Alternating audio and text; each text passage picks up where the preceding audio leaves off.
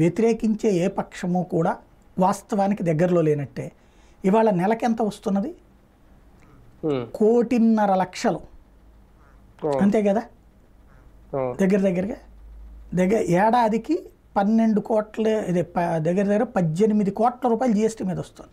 18 నుంచి 20 కోట్లు, 18 లక్షల కోట్లు. అంటే ఆషామాషినది వస్తున్నటువంటిది డబ్బులు ఆ స్థాయిలో ఎందుకు వస్తున్నది?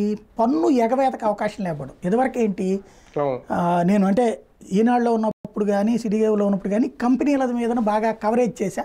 అంతకుముందు వాటిట్లో పనిచేసిన వాడిగా కూడా తెలుసు నాకు. ఎలా ఉంటుందంటే మనం డీలర్ దగ్గర నుంచి తీసుకొచ్చేటప్పుడే 2 బిల్ సిస్టమ్ ఉంటుంది. వాడు మనకి ఇచ్చేది బిల్లుతో 1000 రూపాయల సరుకు, బిల్లు లేకుండా 10,000 సరుకు. ఇవాళ అక్కడ డీలర్ కాదు, ఆ ప్రొడక్షన్ తయారీ దగ్గర నుంచి కౌంట్ వేస్తున్నారు. అక్కడే మొత్తం పన్ను కట్టించేసుకుంటున్నారు. ఆ తర్వాత కిందకు వచ్చే కొద్దీ ఆ పన్ను డబ్బులు మనకి వెనక్కిస్తున్నారు.